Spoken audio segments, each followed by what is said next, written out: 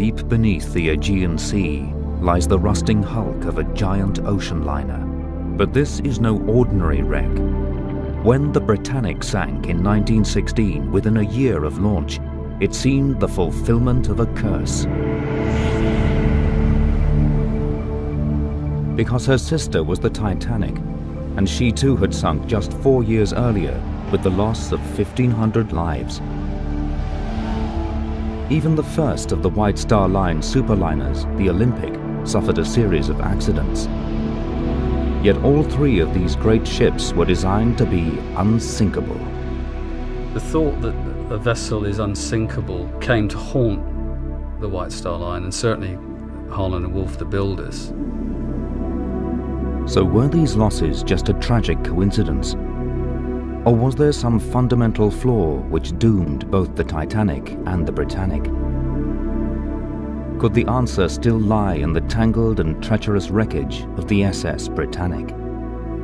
2 out of 3 of a single class of liner to sink is unprecedented, really. And you know, if you analyse that, then you'd have to consider that really there's something fundamentally wrong there.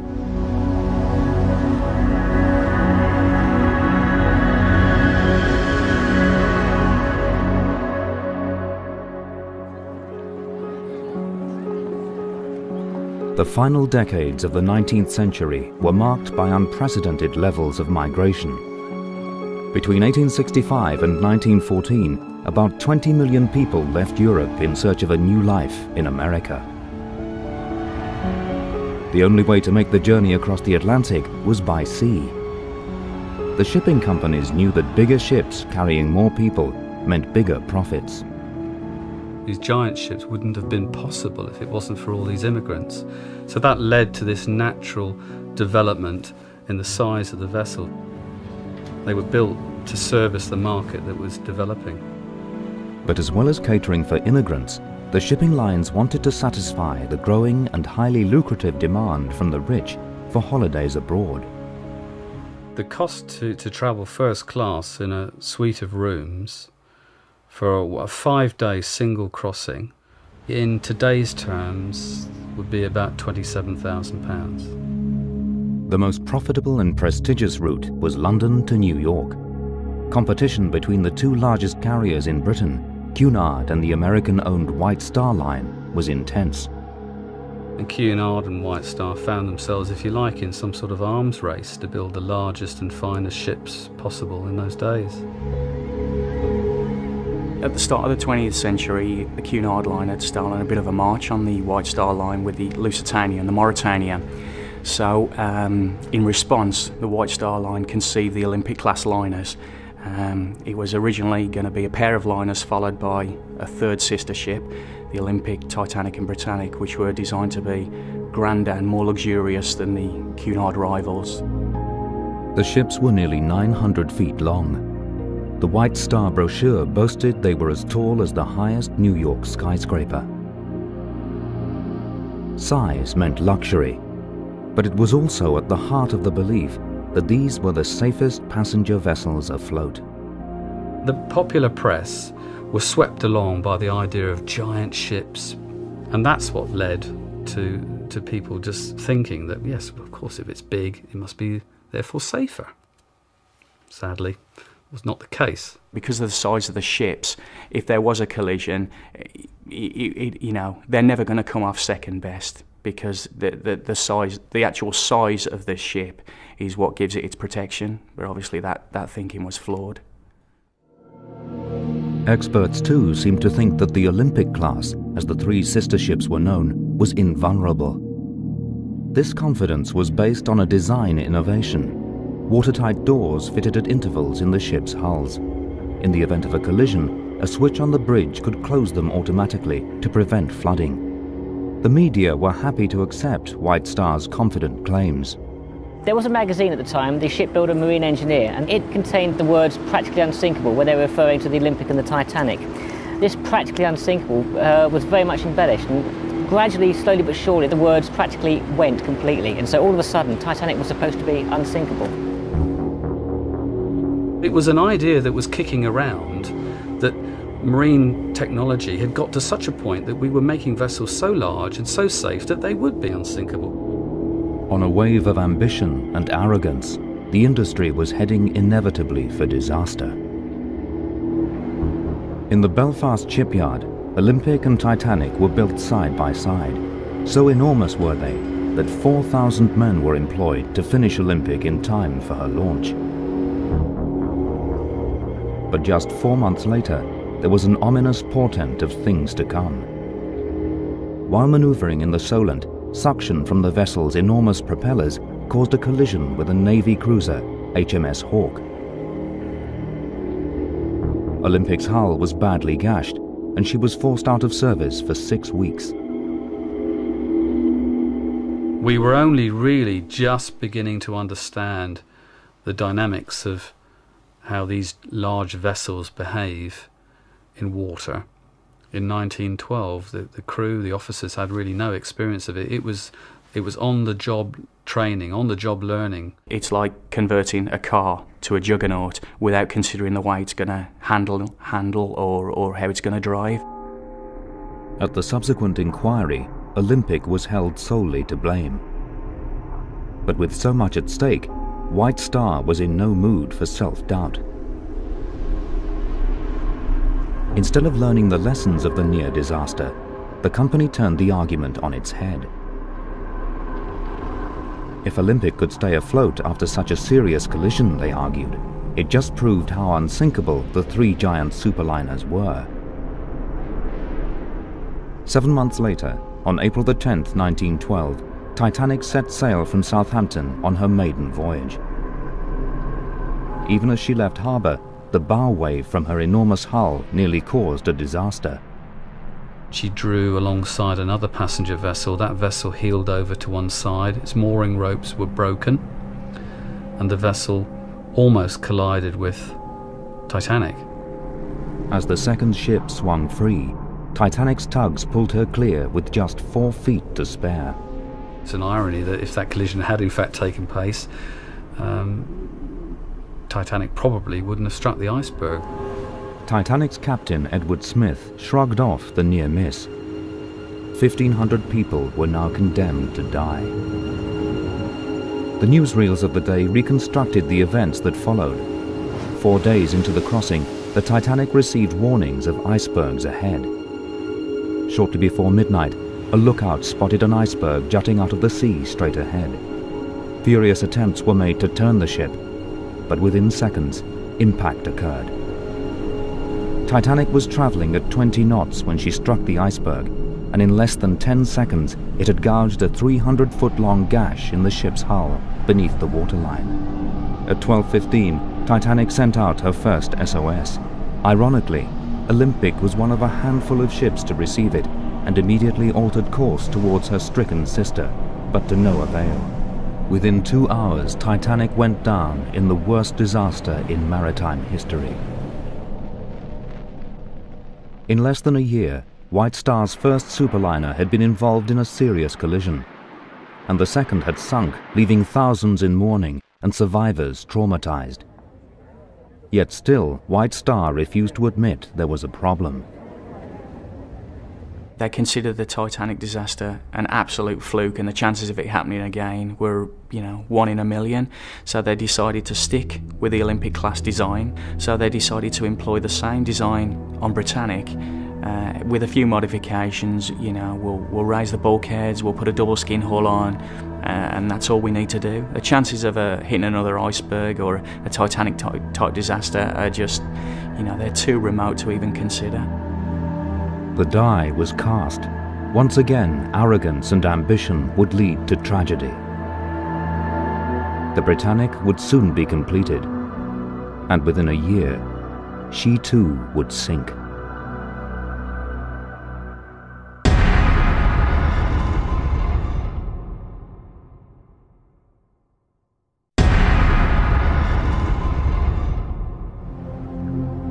On April the 15th, 1912, Britain was stunned by news that Titanic had sunk and more than 1,500 people had perished. The impact on the ship's owners, the White Star Line, was immediate. It was a disaster for the company.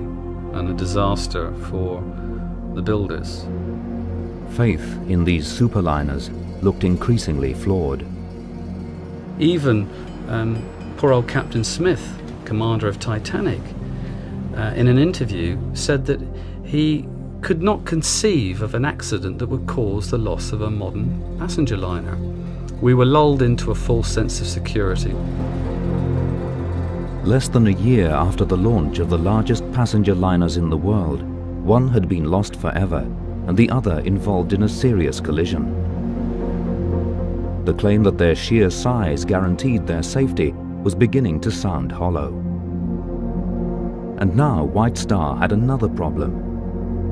Construction of the third and largest of the three ships, Britannic, was already well advanced, and it was too late to change the design.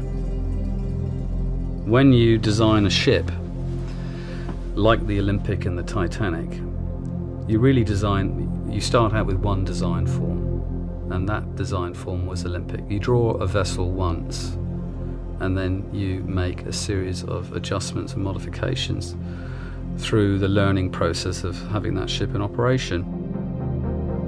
Britannic had to have really a whole radical rethink, but it was really too late to scrap the idea and start again. You had to just modify what was there.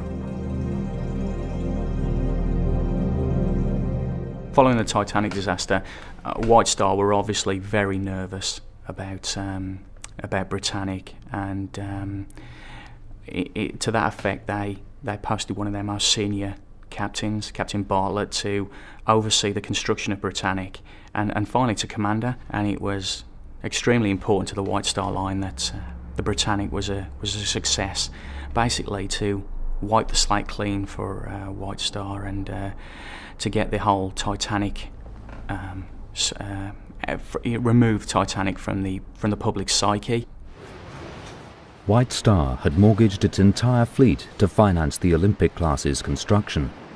Having lost Titanic, they could not afford to cancel the Britannic. Nor would the decision have gone down well with the chairman of shipbuilders Harland and Wolff, Lord Pirrie. He had personally encouraged the building of these giant ships. Pirrie himself had always dreamed of building the world's first 1,000-foot liner. So to build Olympic and Titanic and Britannic would be one step towards his own personal goal.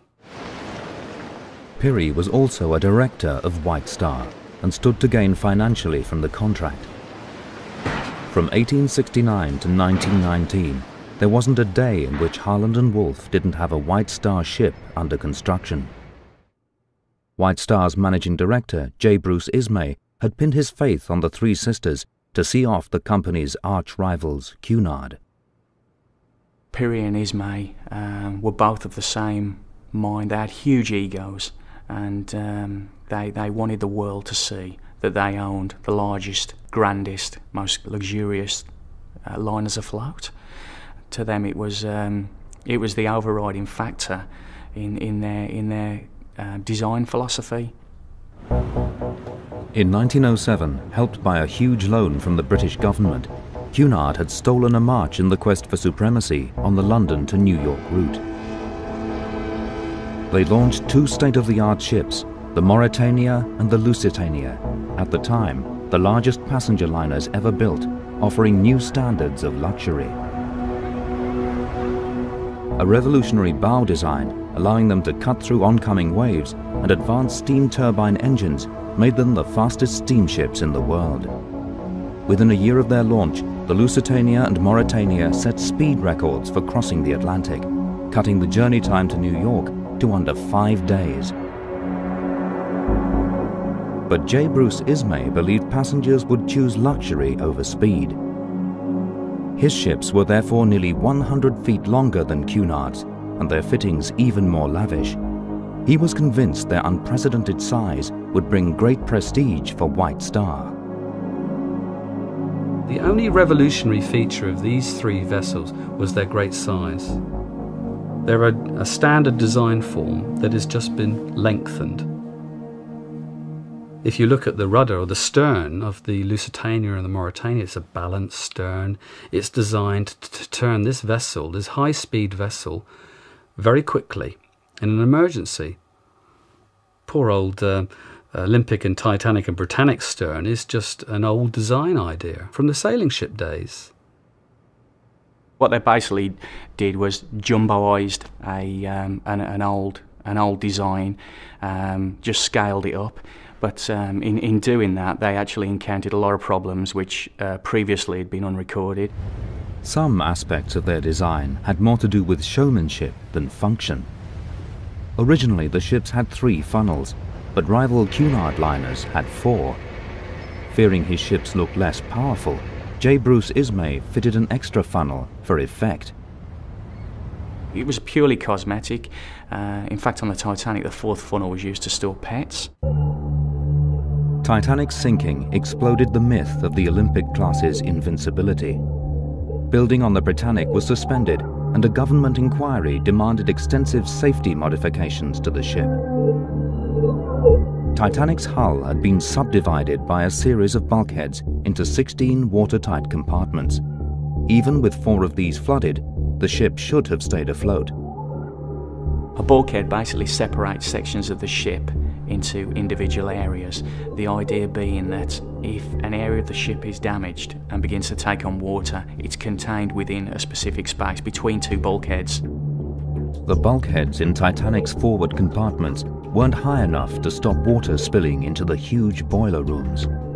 It was that factor, the sheer volume of water rushing into the hold, which sent Titanic so quickly to the seabed.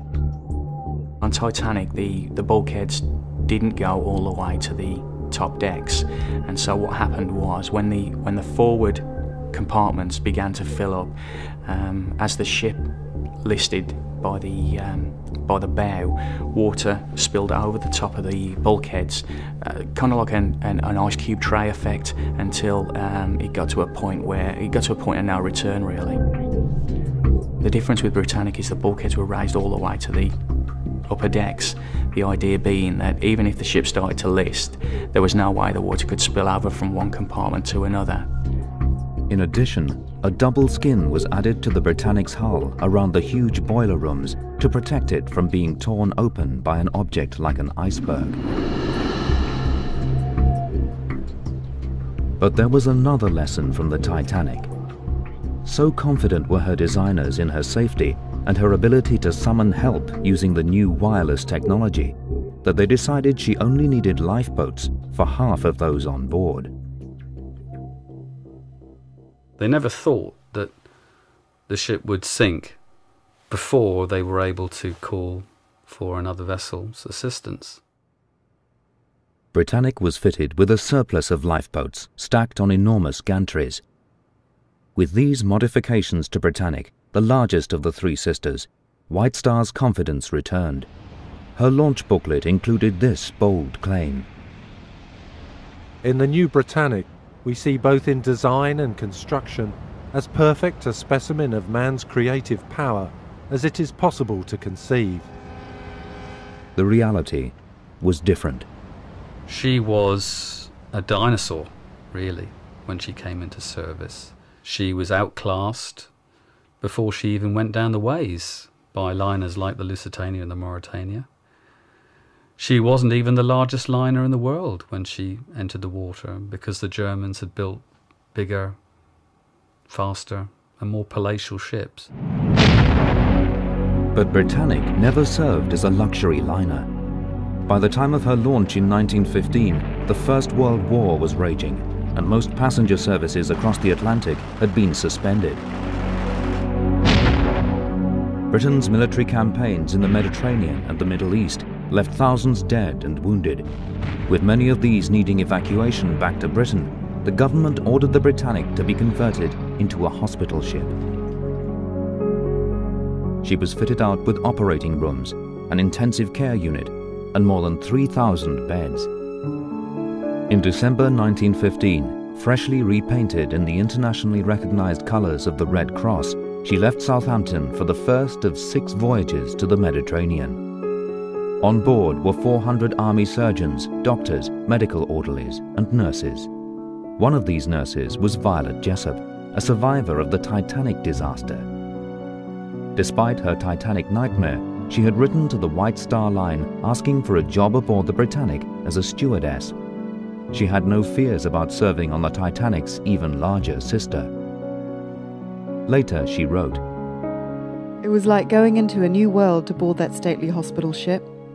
She looked like a great white swan." In November 1916, Britannic was sent on a mission through the Kea Channel off mainland Greece to collect up to 3,000 casualties of war. To reach them, she had to sail deep into the war zone of the eastern Mediterranean, risking attack by German U-boats.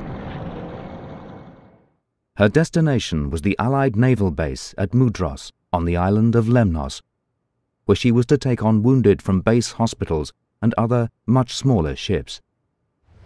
On the 21st of November, she was steaming 2.5 miles off Kea Island. Suddenly, there was a violent underwater explosion. Something had holed the ship. Captain Bartlett ordered all watertight doors closed. He knew the bulkheads should prevent her from sinking, so why then was she taking on catastrophic amounts of water? In desperation, Bartlett restarted the engines to drive her aground on Kea Island. Heading towards Kea, faster and faster and faster, began to drive the bow deeper and deeper into the water. And as the ship began to slowly roll over onto her starboard side, it became quite clear to the captain that he had to start getting people off the ship. At the Britannic's stern, there was panic as the deck began to tilt. Some crew members lowered lifeboats without permission. Titanic survivor nurse Violet Jessup was in one of them. She recorded what happened next in a diary that has passed to her niece. A few minutes after the lifeboat first touched the water, every man jack in the group of surrounding boats took a flying leap into the sea. It was extraordinary to find myself in the space of a few minutes almost the only occupant of the boat. I turned round to see the reason for the exodus, and to my horror saw Britannic's huge propellers churning and mincing up everything near them. Men, boats and everything were just one ghastly whirl. As the lifeboats hit the water, they were sucked into the Britannic's massive rotating portside propeller, which, with the ship now listing badly, was rising out of the sea. In 1911, the pull-in suction of the Olympic was strong enough to pull an armoured cruiser, HMS Hawke, into the side of the ship and do considerable damage. 1912, as Titanic was leaving Southampton, the suction from propellers was enough to pull the liner New York from the quayside. So the small lifeboats of the Britannic, 34 feet long, would have had no chance at all. Everybody that was killed on Britannic was killed in a lifeboat, as opposed to Titanic, where everybody that died because they weren't in a lifeboat. 30 people who had taken to the lifeboats lost their lives. Incredibly, Titanic survivor Violet Jessup was not one of them. Although unable to swim, she jumped into the water and surfaced underneath a capsized lifeboat. It took the full impact of the churning propellers and saved her life. Violet escaped with a fractured skull and was among 1,100 people who survived. It's a blessing, really, that the Britannic sank on its way to Mudros, because it'd have been an absolute catastrophe had they actually picked up war wounded on the way back, because all the war wounded were obviously incapacitated. They would have effectively been trapped inside the ship when it went down, and there would have been an absolute huge loss of life, thousands. So as it was just a few unlucky people killed in the lifeboat. In the clamour of war and overshadowed by the Titanic, those few deaths were all but forgotten. But today, 87 years on, the questions remain. What caused the explosion, and why did she sink so fast? Well, here we are in the Kea Channel. It's now 9:30 in the morning, and I would imagine that what we're looking at now is pretty much what Captain Bartlett would have been looking at on the morning of 21st of November 1916. Professional diver Carl Spencer has dived Titanic on several occasions. Now he's assembled an expert team to find out exactly what happened to Britannic, her bigger sister. What we plan to do is penetrate the hull and find out exactly why the Britannic sank so fast, despite the modifications that were made by the Board of Trade Inquiry following the Titanic disaster. To solve this mystery, Carl and his team must complete a difficult and dangerous dive to the very heart of the wreck, a dive that has never before been attempted. The wreck lies at 120 meters, nearly 400 feet down. The main dangers of diving the Britannic are the depth. At 120 metres it is right on the limit of human physiology, particularly because of the length of time that our divers need to spend at depth in order to complete the mission objectives. The first thing that anyone who's ever dived the Britannic will say is that the sheer size of the thing, it's absolutely enormous. It's an incredible sight and it just blows you away. Behind the bridge, they discover the captain's bath, with the plug still in. There are few traces of luxury, just medicine cabinets and some of the 3,000 hospital beds on board. Near the staircase originally intended for first-class passengers, they find a drinking fountain. The ship is totally intact, apart from the tear in the bow. You look at the ship and it's absolutely magnificent. It looks like the day it sailed. Inside the radio room, a Marconi wireless set, last used to send SOS calls as the ship began to sink. It's like a window into the past. You look at the ship and it's a monument to a bygone age. It's fantastic. But the clues to the real cause of the disaster will not be found here on the upper decks. After the explosion, water somehow flooded the massive forward boiler room in the heart of the ship, and the divers need to get into there to find out why. Richie Stevenson thinks he's found a way in. I think what I found is a tunnel in the break. It's just right, just where the keel is. Right at the very bottom. And then right on the roof, which is obviously now on its side, if you can make sense of that, there's two big, huge, some sort of pipework system. So I thought, well, it looks like it could lead towards the engines and the boilers, and that then looked like that was more of a sensible way through for the firemen, the engine room men, to make their way from boiler room to boiler room to boiler room. Right. It's just like a low walkway going between the sets of boilers. Right. It looks like that little fireman's tunnel that's on the plans. It does look like it. I'm overweighted. Well done, If this tunnel does indeed lead to the heart of the ship, the team may be one step nearer to finding just what doomed the Titanic and her sisters.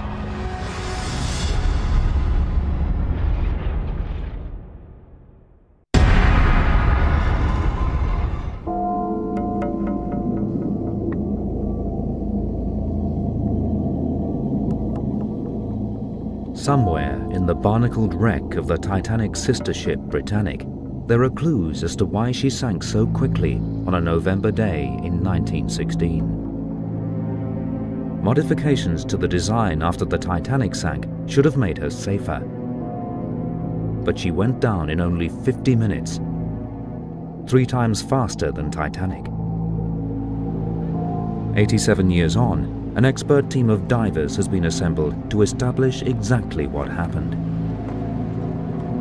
At the time, the Navy's own findings were inconclusive. Some eyewitnesses reported seeing torpedo trails seconds before the explosion. Britannic's captain, Charles Bartlett, went to his grave believing a torpedo sank his ship. Others suspected the Britannic struck a mine, and after the war, a U-boat commander, Gustav Sees, claimed his submarine had laid that mine. Captain Bartlett said the explosion occurred very, very low down. Beyond that, we're really not quite sure. But if you look at the wreck on the seabed, you just cannot find the keel. It's just not there in that area. So it seems to indicate that the explosion took place right beneath the ship. A torpedo would have struck on the ship's waterline. Mine damage would be much lower on the hull. The dive team are looking for evidence that points one way or another. They'll also scour the seabed for debris. Torpedoes leave little behind, but mines are tethered to the seabed by cradles which may still be there.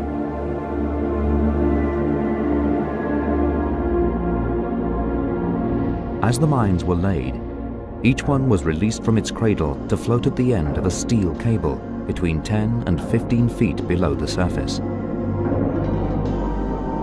touched by a passing ship, it would explode.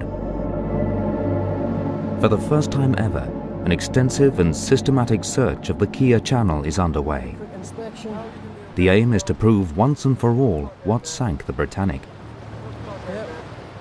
The team lower a high-tech sonar device into the water. Yeah, give us a little bit of cable. Ready? Okay, it's flying. It will enable the dive team to pinpoint the smallest objects lying on the seabed. Images are fed back to a monitor aboard the boat for sonar imaging expert Bill Smith to analyze. As they pass over an area near the wreck site, Bill sees something interesting scattered on the sea floor. It's nearly 50 metres in slant range. But look, there's bits everywhere. There's some more up there, there's a bit there, there's a bit there. There's just a scattering of isolated debris field, but it's quite big. So could this trail of debris mark the exact location of the initial explosion? Divers hurry to search the area, but what they actually find is debris from two of the Britannic's 4 funnels, torn off as she rolled beneath the waves.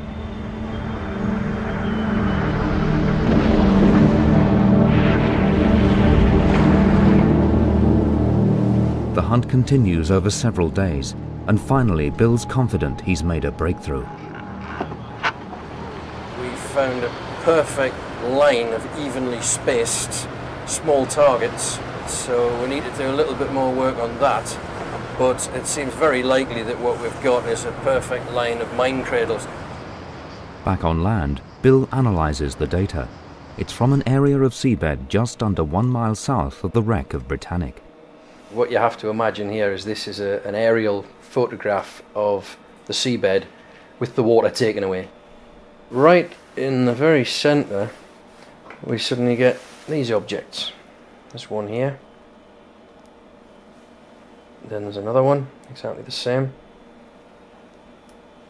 there's a third one down there, and what we have between them, we go a little bit further down, there's a small round object here, what appears to be like a broken open piece of eggshell. There's the back half of the eggshell, and that looks very, very much like a smashed open mine lying on the bottom.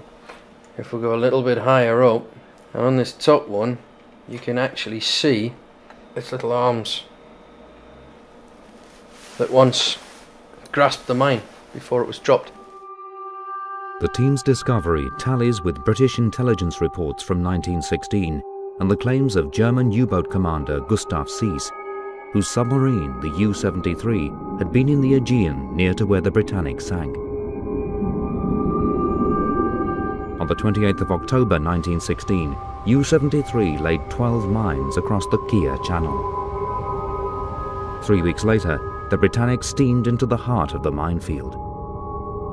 It was one of these 12 mines that blew a huge hole in her bow, allowing water to rush in. But the modifications made to Britannic after the Titanic disaster should have kept her afloat, even with a ruptured hull. The designers claimed she could survive with as many as 6 of her watertight compartments flooded. If she did hit a mine, the worst possible damage that could be is on a bulkhead, and she would flood 2 compartments. So the question is why did she go down flooding 2 compartments when theoretically she could have stayed afloat with 6 compartments flooded. Britannic's sister ship, the Titanic, sank with only 5 of her compartments flooded after an iceberg left a 300-foot gash in her hull. But while the Titanic took over 3 hours to sink, the Britannic went down in just 50 minutes. When Jacques Cousteau dived the wreck in 1975, he discovered a number of the ship's metal hull plates were bent outwards, suggesting, so he thought, that there had been a second explosion inside the Britannic. Some historians speculated that the Britannic may have been carrying an illicit cargo of munitions, which detonated after the ship struck the mine. But when he found large deposits of coal spread out over the seabed, Cousteau concluded that there had been a coal dust explosion. Subsequent dives have shed little light on why the Britannic sank so fast. This time, the team want to test the theory that it was the method used to construct the hull of the Olympic class which made the effect of the mine so much worse. The huge steel plates that made up their hull were held in place by millions of rivets. Laurie Johnson, an expert on steel corrosion and the team's scientific advisor, has found an example of a similar riveting process on a steel barge in a bay a few miles from the Britannic's wreck. On Britannic, it was cold riveted, so they would actually drive in the rivets when they're cold. The rivets themselves end up being quite important because they're a dissimilar metal. They tend to be more of a mild steel than the hull plating, which tends to be a much tougher steel. So the rivet is actually the point where corrosion tends to start the most. So you can see it just up against here, that this is where a lot of the corrosion begins. If there's any type of rubbing against it, with Titanic, of course, the iceberg, but with Britannic, with either a mine or a torpedo, this is the area of stress, a weak point. You can easily shave off the heads of rivets, which end up popping the plates, and they separate, allowing water in. So the extensive damage to the Britannic's hull found by Cousteau was not caused by a secondary explosion as he thought, but instead was the result of the mine triggering a more wide-scale separation of the hull plating. So with a gaping hole in her bow, Britannic's survival depended on her system of watertight bulkheads redesigned in the wake of the Titanic's loss. These were fitted with watertight doors that could be operated from the bridge, or in the event of an emergency, on the spot by hand. If kept shut, these doors should have prevented flooding in the hull. It's already known that a bulkhead in front of number 6 boiler room failed as water rushed into the ship. But to assess if there'd been a more widespread failure, divers will need to get access to the fireman's passage. This is the corridor running through the ship, linking the Britannic's huge boiler rooms with the crew's quarters in the bow.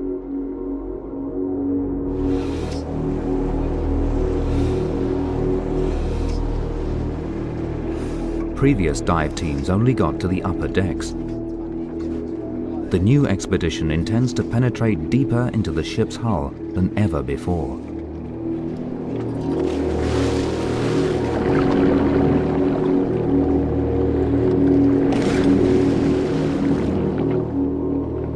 At a depth of 400 feet, their time on the wreck is severely restricted. They need to use special equipment to recycle their oxygen supply, and even with this technology, they have only 30 minutes per dive to explore inside the Britannic.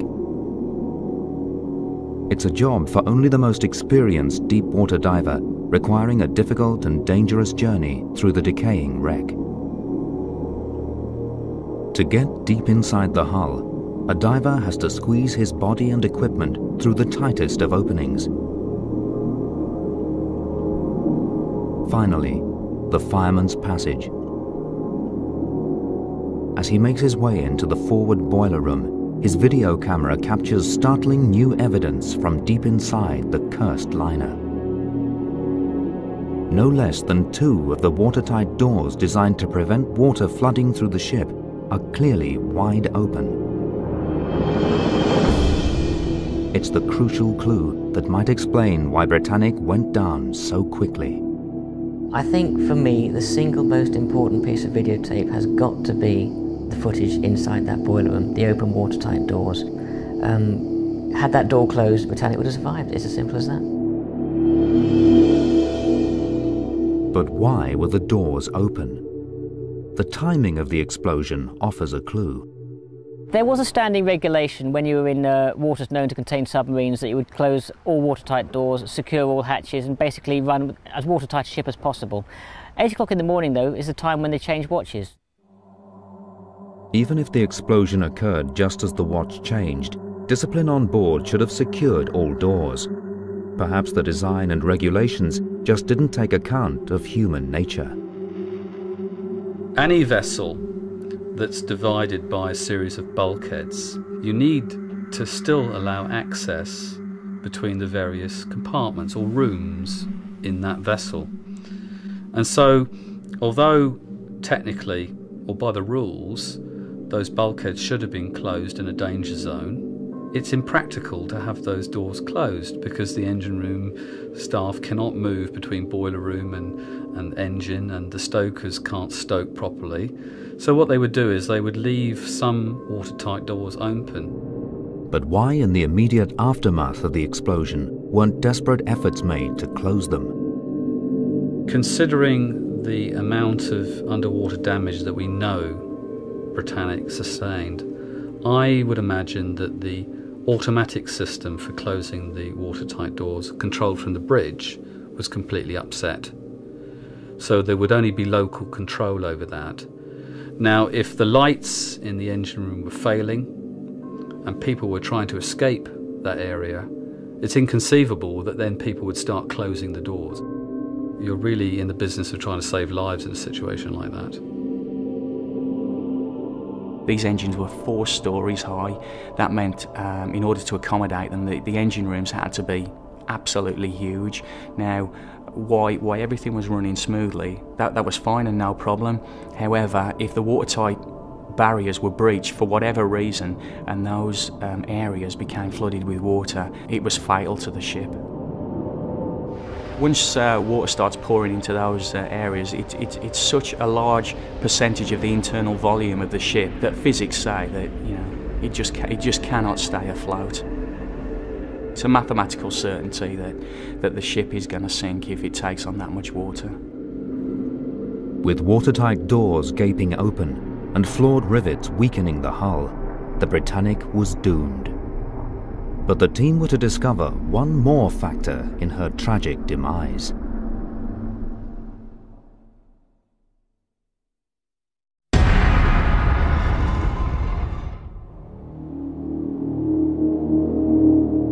In the Kea Channel off the Greek mainland, a mission to solve the mystery of the sinking of the Titanic sister ship, the Britannic, has reached a crucial phase.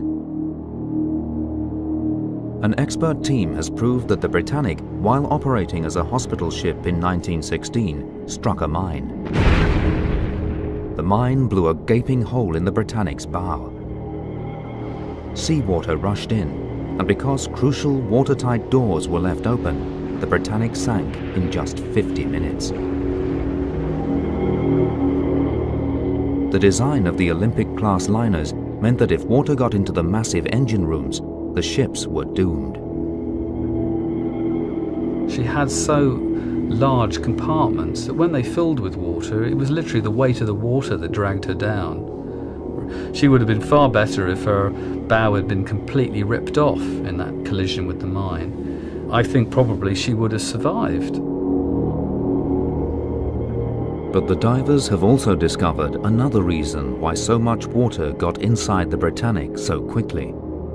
In a remarkable breach of on-ship regulations, a number of portholes had been left wide open. This is a vessel that has no air conditioning, and particularly below or on the waterline, it's very stuffy down there. Remember, it's a coal-fired vessel. It produces a lot of heat. The vessel's designed for the North Atlantic service, not designed to go cruising around the Mediterranean in those temperatures. I could understand people wanting to break the rules and leave the portholes open. Everyone does things with the best intentions. They probably thought, well, if there is an accident, I'll quickly shut it and everything will be fine. Well, grab your life belt, get up on deck as quick as possible. A deadly combination of bad luck and human error meant that the Britannic's enhanced safety features were never used. Without them, she sank like a stone.